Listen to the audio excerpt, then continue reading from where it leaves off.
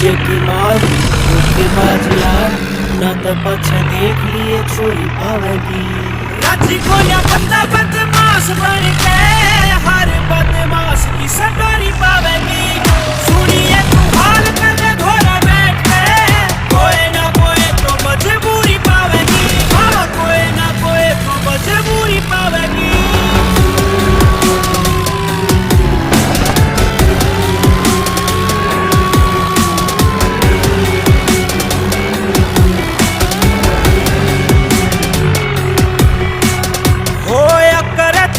अच्छा घर बार रे मारे टाइम मार गया कर जगी मार रे।